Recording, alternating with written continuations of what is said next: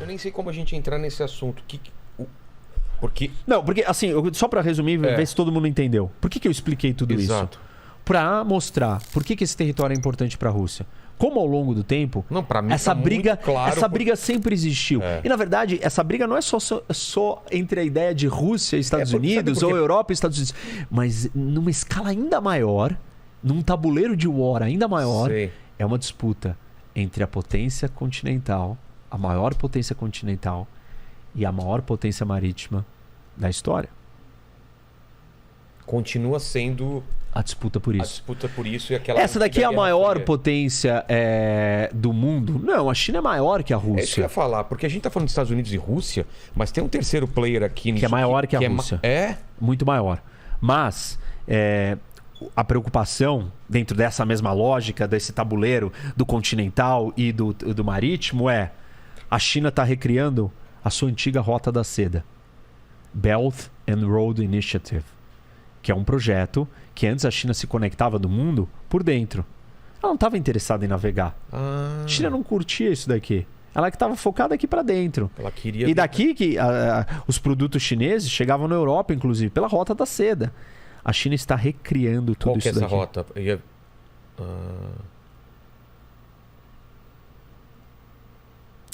Tudo isso daqui está sendo recriado. E ao a China recriar isso, ela está se caminhando para o Heartland. Exato. Ou querendo dominar a Ilha Mundo.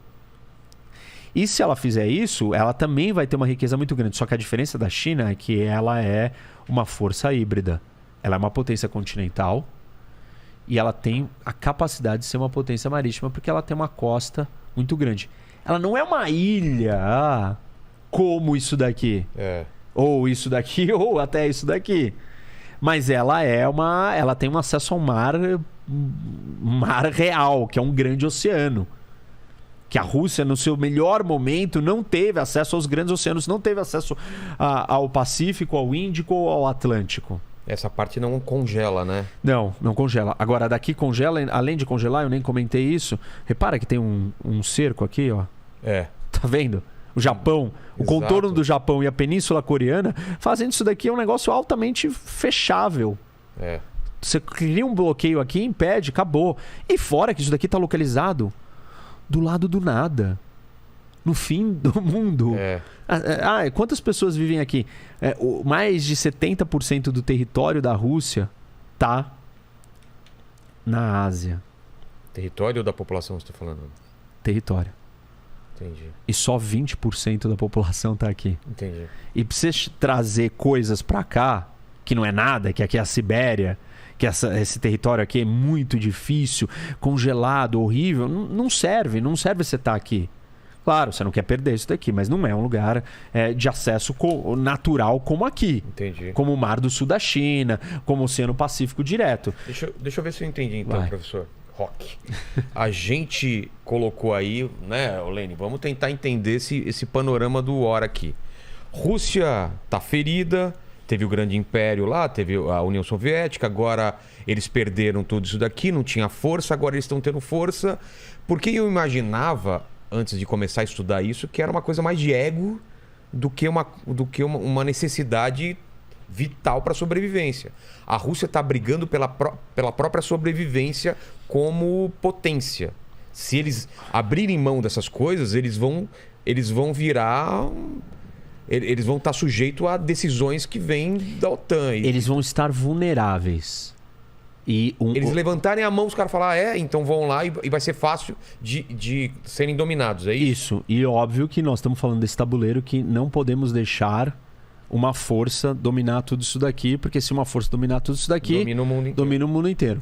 Então, aqui tem um problema para a Rússia. A Rússia vê isso como um problema. Mas o contra-argumento a isso é o seguinte: o projeto russo de ocupação disso daqui é na força. Exato. O projeto de expansão disso daqui não é na força. Exato. Se junta quem quer. Ucrânia, você não quer fazer parte da União Europeia? Tudo bem. Seja feliz aí. Por que até hoje a Ucrânia não... Porque os russos não deixaram. Como? Porque o que acontece com a crise da Ucrânia? A Ucrânia elege um presidente que é alinhado com Putin. E a União Europeia, Yanukovych. E a União... Essa eleição é... Isso é 2012, tá. Né? Nesse período, 2013, na verdade, o Yanukovych vai lá e a União Europeia tenta fazer um acordo com a Ucrânia. O Putin chama ele e fala assim, opa, não. Aí ele recua. Mas qual que é a força do Putin? Que ele fala, se você fizer isso, eu faço isso? É um aliado dele. Ah, tá. É um amigo dele. Tem relação com ele, com as forças políticas que colocaram ele lá. Entendi. E aí, quando ele diz isso, o que acontece? A população da Ucrânia, uma parte da população quer estar com o Ocidente. Olharam para o que aconteceu na Polônia, depois que se juntou na União Europeia, e falaram, pô, eu quero isso para mim também. Eu quero fazer parte dessa União Europeia, eu quero ficar mais rico, eu quero prosperidade, eu quero liberdade, eu quero viver de outro jeito. Eu não quero mais viver sendo dominado pelos soviéticos, pelos russos. E sai na rua protestando contra a decisão dele de não negociar com a União Europeia. Isso quando? Isso em 2013. 2013. Isso se chama Euromaidan, que são os protestos na praça e derrubam o governo. Antes de derrubar, ele responde com violência, você tem choque, começa a se mobilizar a população, tem um monte de guerrilhas e lutas, e acaba derrubando o presidente, o Yanukovych, e ele foge para a Rússia. Quando cai o governo, é colocado o presidente do parlamento assume como interino, e aí depois nós vamos ter uma nova eleição, enfim, vão criar um novo governo. E aí os russos entendem que isso foi um golpe. Isso foi um golpe contra o seu aliado. Isso é o Ocidente que está manipulando a cabeça das pessoas, as eleições, tudo. Aqui no meu vizinho. No meu quintal, no meu vizinho, e querendo que eu me cercar. Então, o que acontece nesse momento? A Rússia começa a falar, não, isso daqui não vai dar certo. E aí, a retaliação do parlamento ucraniano vamos abolir o idioma russo da língua oficial da Ucrânia. O quê? Nossa. Quando eles fazem isso, aí o Putin fala, esse negócio não vai ficar bom para os russos que vivem ali. Aí ele decide, e nesse momento a Rússia já tinha, faz tempo aqui, uma base naval na Crimeia. Ainda, mesmo depois dessa nova eleição? Desde antes. Mas desde continuou, mesmo depois que o cara fugiu e tal. Era um acordo de longo prazo, a base naval estava ali, porque é a única base de acesso de água quente para os russos. E aí, o Putin decide que ele não pode perder a Crimeia. Quer pegar outro mapa agora? Acho que é melhor, né? Mais perto. Bem lembrado. Já tinha até esquecido dele. Agora sim. Olha só, hein, Lene? Fala num cara preparado aí, hein? Hoje coube tudo, hein? Cara, agora dá pra entender melhor aqui. É verdade. Aqui é a Crimeia. Crimeia, isso. Agora, cadê esse apagador? A gente tem que apagar antes de destruir tudo. Tá. Crimeia aqui, Sevastopol, é a base. Por que a Crimeia é importante? Repara que ela é uma península, né, avançada. Ela te dá uma posição estratégica de navegação que ninguém tem. Se você está aqui, você chegar aqui no meio, você está longe. Você está aqui, qualquer lugar que você estiver, ninguém está tão projetado à frente. Turquia, para cá, para a Europa. Se você está projetado aqui na frente, você está passos à frente. Qualquer navio ou força naval que sair aqui, você já consegue interceptar, consegue bloquear, consegue fazer a diferença. Então, ele decide que ele não pode perder a Crimeia. Por essa razão de ser um lugar estratégico para acessar o mundo naval. Porque a Rússia não tem acesso naval ao mundo direito. E aí ele anexa a Crimeia. Como? Simplesmente ele coloca... É uma combinação de ações, né? Ele nomeia um prefeito da cidade, um cidadão russo. Aí tem milícias, que são soldados russos que não estão usando uniforme russo, dão suporte. Tem uma base naval russa que os soldados saem com tanques ou veículos blindados nas cidades. E eles fazem um referendo com a população. desse referendo, a maioria da população era de descendência, etnia e falava russo. Então queria estar com a Rússia. Ah, entendi. A maioria. Mas nem todo mundo pode votar e você não faz um referendo de um pedaço do país sem incluir o resto do outro país inteiro. Você tem que incluir a Ucrânia inteira. Claro. E não foi o que ele fez. E aí, e mesmo assim o referendo é fraudado e tal. E aí ele acaba criando problemas com a comunidade internacional, porque, pô, isso é uma anexação de um território. Então esse é o primeiro passo. Se eu falei que há 80 anos não acontecia, em 2014 aconteceu. Mas não foi uma guerra. Foi ele abocanhar um território e anexar e todo mundo aceitou. Entendi. Então ficou por isso. Isso foi quando? 2014. 2014 e o mundo olhando já meio preocupado. O mundo olhando, preocupado, condenou, não reconheceu, mas isso não muda nada, e impôs um monte de sanções contra a Rússia. Tipo? Sanções econômicas. Sanções do tipo tal banco, os ministros, secretários, oligarcas, pessoas próximas. As sanções atrapalham a economia russa. E isso cria algum problema. Mas na sequência ele não está contente só com isso daqui. Ele em 2014, na sequência, tem uma região aqui no leste da Ucrânia, separatista, ou com muitos russos vivendo ali que querem se separar e aproveitam o momento, não querem, mas são instigados pelo Putin, pela Rússia, aproveitam o momento e começam a entrar em choque com as forças ucranianas. Os russos indiretamente estão apoiando e depois eles acabam intervindo aqui de formas ocultas, soldados não uniformizados. Eu não entendo direito, assim, a Ucrânia é uma coisa misturada, porque você tem russos lá dentro e tem gente que não tá afim não gosta muito dessa influência russa. Então, o exército da Ucrânia é coeso ou mesmo dentro dele tem... Não. Bom, ele é coeso porque eles são com ucranianos que defendem e percebem a sua identidade nacional ucraniana. Entendi. Existem soldados e militares ucranianos que desertam no meio dessa história toda? Vários. Ah, tá. O general aqui da Crimeia, quando a Rússia anexou, ele mudou de lado. Os russos viraram e falaram para ele: olha, te pago mais e te dou passaporte e cidadania russa. Ele falou: tá bom. Beleza. E vários fizeram isso. Entendi. E os russos incentivam eles a fazerem isso. Por que tem russo em todos esses lugares? Por causa da Guerra Fria da União Soviética, que ocupou todos esses territórios. Desde aquela época. Os soviéticos, eles planejaram a inserção de russos em todos esses lugares para fragmentar, para enfraquecer, para ter um olhar deles ali dentro. Tiraram gente daqui. Os russos tiraram o povo tártaro, que são povos de origem turca, muçulmana, da Crimeia. Quando eles anexam a Crimeia lá atrás, em 1700 e pouco, nossa, eles já retiram o povo original daqui. Então isso acontece, essas engenharias sociais acontecem ao longo de todo o território. Eles mudam as fronteiras. Ele pegou a Crimeia e deu para a Ucrânia. Colocou na Ucrânia, porque a Ucrânia era parte da União Soviética. Então tanto fazia estar na Ucrânia ou estar com a Rússia. Entendi. Aí quando veio a independência, ele falou: não, mas a Crimeia era minha antes.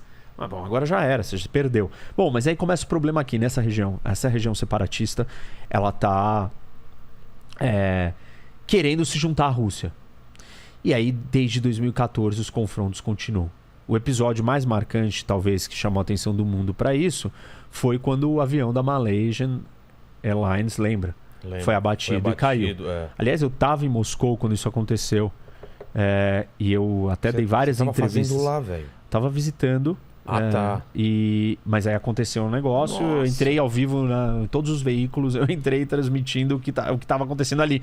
Abateram e derrubaram o avião.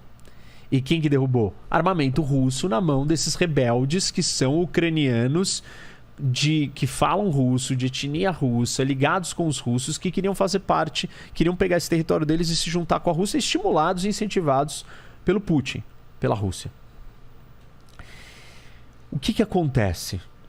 Isso daqui fica desse jeito. A Rússia dominou a Crimeia. Aqui não evolui, mas quem tem controle do território são os separatistas, né?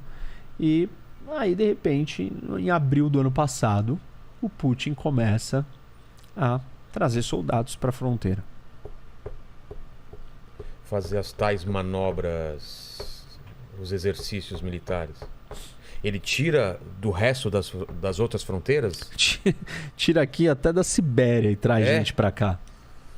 Aliás, dado interessante, acho que é desde 1920 que ele não deixava as fronteiras com a China e com a Mongólia tão desprotegidas. Ah, é? Com contingente tão baixo de soldados. Pra você ver o quanto que ele mobilizou e o quanto ele está interessado nisso daqui e o quanto ele se sente seguro na relação com a China hoje.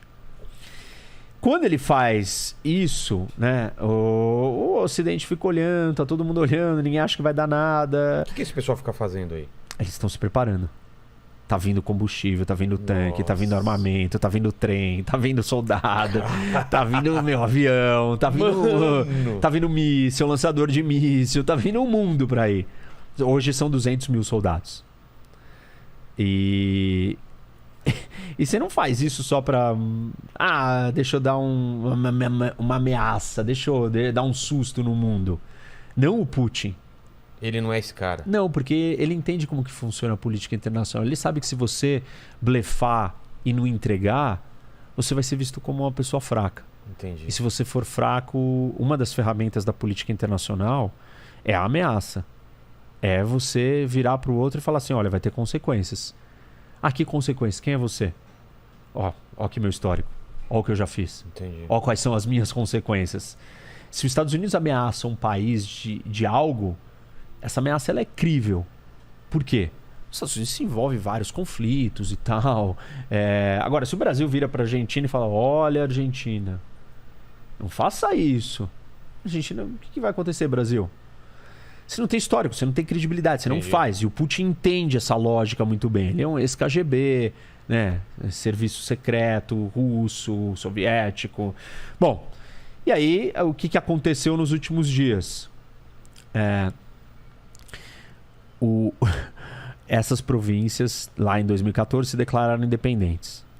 Esse pedaço aqui, que é mais ou menos o pedaço que está controlado pelos russos. Mas o tamanho do estado mesmo, ele é mais ou menos isso, vai. Tá. São 2 provincionas. Esse pedaço aqui é controlado por ucraniano.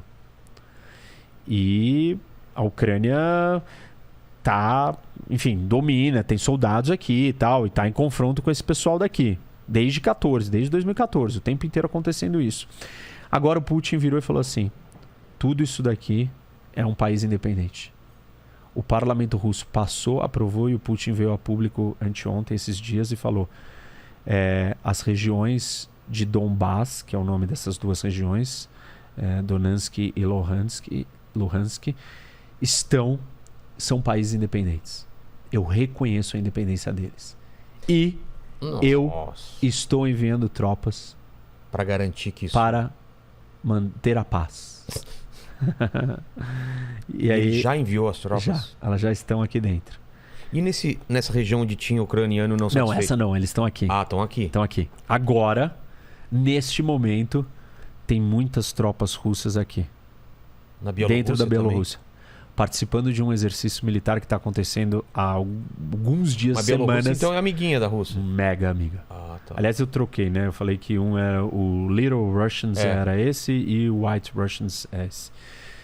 Eu falei invertido, acho. Esse aí é Little Russian? Não, esse. Esse, tá.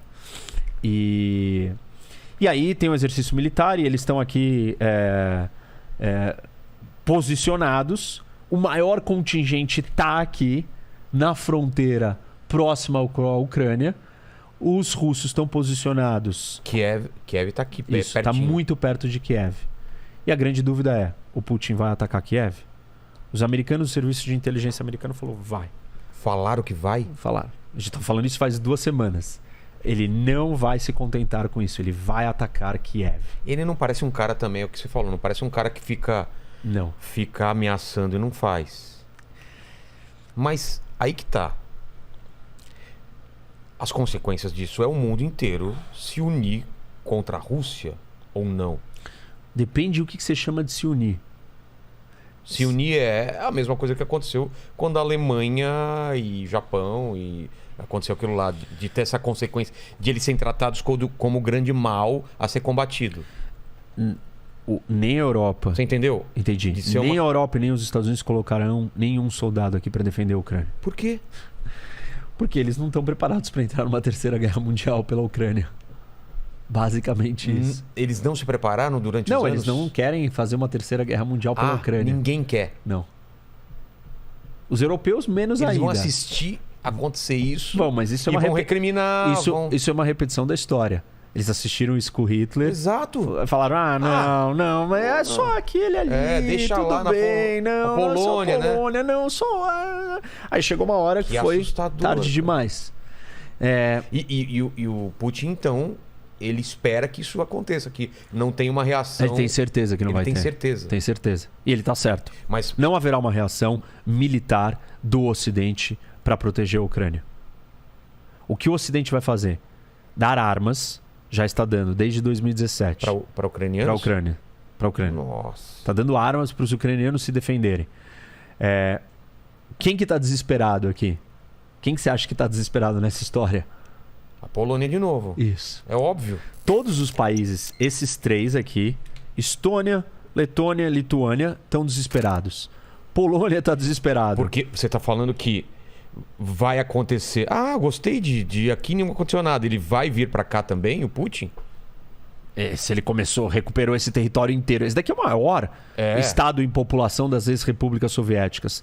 De todas as ex-repúblicas soviéticas, o Cazaquistão é maior em tamanho. Mas não é Mas em população, a Ucrânia é maior. São mais de 40 milhões de pessoas aqui. A Ucrânia é o primeiro, é a mais importante a ser recuperada. Mais importante. E ela é mais chave, porque o Putin disse no discurso dele de 2 dias atrás que ele falou? Que não existe nação, país ucraniano independente.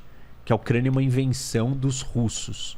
Dos russos? Dos soviéticos, dos russos. Que esse país não existe, que eles são irmãos e que eles são russos. Na verdade, que não existe diferença entre russo, da Rússia e russo, por isso que é White Russians ou russos brancos tudo...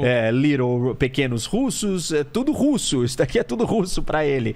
Só que ele ignora que existe um idioma, uma cultura, uma história, uma identidade nacional de um povo que foi dominado em momentos pelo Império Polonês, por vikings, por mongóis, por todo tipo de gente. O que a grande preocupação aqui? Como que isso vai acontecer? Primeiro, né? O que ele vai fazer em Kiev? Ele vai entrar em Kiev, ocupar, derrubar o governo e sair? Se ele fizer isso, aí volta um outro governo depois, ele não tem controle sobre o país. Se ele vier ficar e entrar em Kiev, ele vai ficar numa guerra urbana. E uma guerra urbana numa cidade desse tamanho, num país que não quer ser dominado pela Rússia, é uma guerra de guerrilha. Sangrenta e... interminável. Interminável. Porque ela não acaba. Você vai ter que exterminar todo mundo para acabar. Enquanto tiver 100 ucranianos ali lutando, é um sniper, né? Um atirador no alto de um prédio, dá um tiro no tanque, explode um tanque. Carro-bomba. É guerrilha, é assimétrico o conflito. E aí mas a Rússia as baixas são altíssimas. A Rússia não quer isso. Assim, se ele estiver caminhando para isso, é uma loucura. Ele tá num outro nível de loucura. Você acha que não é isso que ele vai caminhar para isso? Eu acho que não tem como. Só que ninguém conseguiu entender o que ele quer fazer com Kiev, se ele não vai fazer isso. Tem gente que tá aventando a possibilidade de ele entrar, derrubar, sair, fazer um cordão em volta da cidade. Isolar a cidade por fora e não ficar na guerra urbana. Sei lá. Nossa. Outra possibilidade é ele só vai anexar essas províncias aqui do leste da Ucrânia.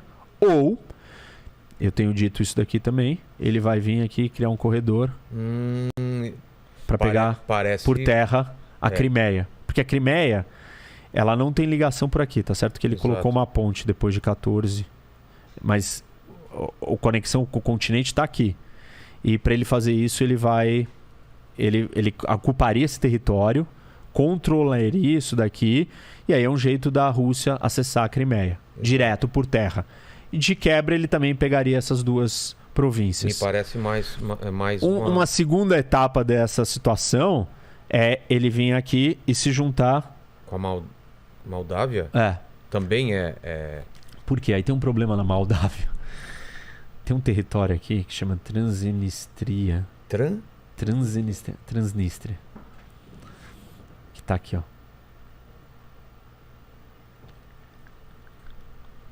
Que é ocupado pelos russos. Fronteira com a Ucrânia. Que teve uma disputa dentro da Moldávia, os russos entraram, ajudaram os separatistas, ocuparam, então tem tropas lá. Pra quê? Pra evitar que a Moldávia se junte com o Ocidente, pra influenciar o que acontece aqui dentro, pra evitar que esse acesso aqui do Mar Negro por cima, que chama Gap da Bessarábia, que a Moldávia era Bessarábia antes, que é o Gap da Bessarábia, que é um corredor aqui que conecta... Porque o corredor aquele corredor do norte da planície europeia, ele vem aqui por cima... E aí ele se divide aqui e desce aqui ao lado dos Cárpatos, porque os Cárpatos, né, estão vindo por aqui. Também não tem nada natural que impeça esse corredor. Isso, e na verdade esse corredor ele serve muito mais para chegar no Mar Negro. Tá. E ele é estratégico importante. E aí se ele fizer isso, ele corta o acesso da Ucrânia ao Mar Negro. Aí ele transforma a Ucrânia em um país sem saída para o mar. Todo isolado. Totalmente problemático, difícil, mas... não vai ser muito fácil sobreviver. Então essa são as possíveis opções dele. Ou ele não vai para Kiev e só lida com esse pedaço aqui e tudo bem. Eu acho que para Kiev é uma coisa, pelo que você está me falando, é uma jogada muito arriscada para ele, né? Muito, mas assim, todos os serviços de inteligência do Ocidente dizem que ele irá invadir Kiev. Hoje, o presidente da Ucrânia declarou estado de emergência no país e convocou todos os reservistas. Toda a população parou e ninguém mais trabalha e o país inteiro está mobilizado para a guerra. Porque você tem que se concentrar e se preparar para a guerra, porque eles acham que a invasão é iminente. E ele está sendo orientado e guiado pelo Ocidente, tentando ajudar, pelo menos com informação. Como se começa uma guerra desse jeito? Primeiro ele vai atacar com mísseis. Porque ele vai destruir as baterias antiaéreas e a força aérea ucraniana do que restou. Que já não é grande coisa, mas ele vai atacar as bases militares. Ele sabe onde elas estão localizadas, ele vai bombardear com mísseis e vai destruir o exército ucraniano antes dele se mover. Depois ele vai vir... vai exercer uma superioridade de comando e domínio aéreo. E depois ele vai vir por terra. Como que faz esse domínio aéreo? Uma vez que você não tem mais força aérea do outro país, você... Não tem antimíssil, você controla o espaço aéreo e você vai ficar voando, sobrevoando, vendo o que está acontecendo ali. Você vai ter superioridade aérea para ajudar suas forças terrestres que estão avançando por terra. E aí ele vai vir por terra... Que vem a terra e vem um avião bombardeando aqui, evitando... Se tem resistência aqui, o avião avança e ataca antes, helicópteros e tal, e vai caminhar. É uma guerra perdida para a Ucrânia. Se a Rússia quiser mesmo avançar, eles não têm o que fazer.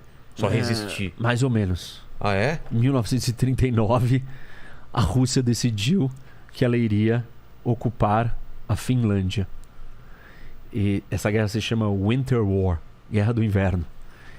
E aí os russos estão com, acho que, se eu não me engano, era 40 mil soldados... E a Finlândia tinha assim, um número 5 mil soldados, um número muito baixo, muito inferior. Acho que era 20 mil e 4 mil. Muito inferior.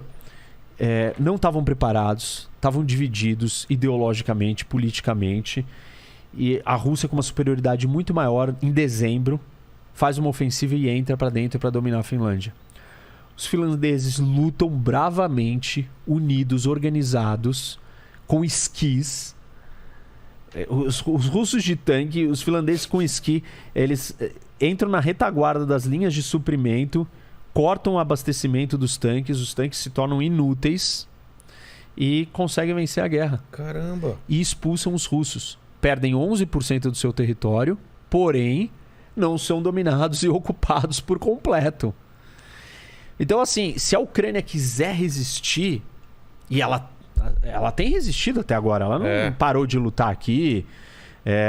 Eles têm um exército menor. Os números oficiais falam que a Rússia tem 3 milhões de soldados se você contar os reservistas. Né? Então ela convoca 3 milhões, tem 1 milhão no exército pronto e a Ucrânia tem quase 300, por volta de 300 mil e chamando os reservistas 3 milhões. Mas aí tem gente que está dizendo, ou existem outros falando, não, ele tem 3 milhões também, se chamar todo mundo, mobilizar o país inteiro e tal.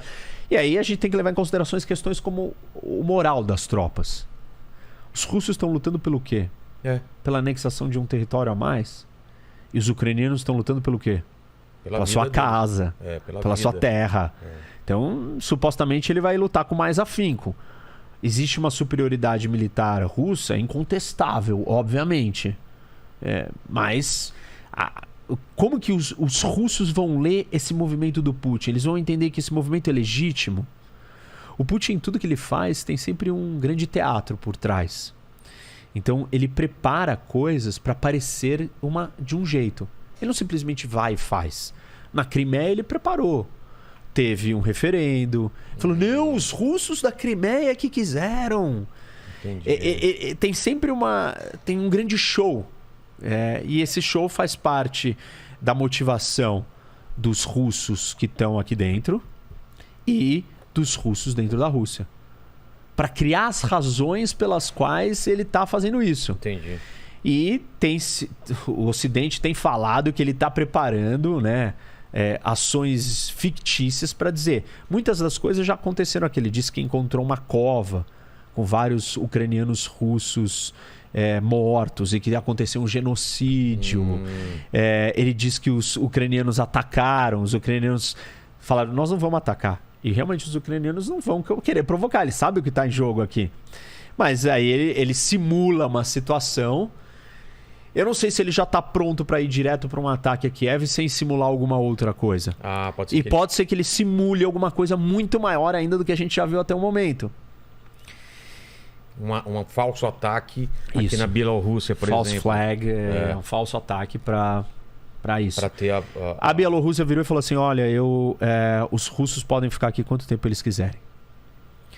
E nesses exercícios militares, em 2014 também aconteceu isso, os russos botaram em alerta, em operação, o seu arsenal nuclear, para dar um recado para o mundo. Eu tenho bombas atômicas, não se metam nessa guerra, ela é minha, e eu vou usar essas armas se eu precisar. Esses países aqui estão desesperados.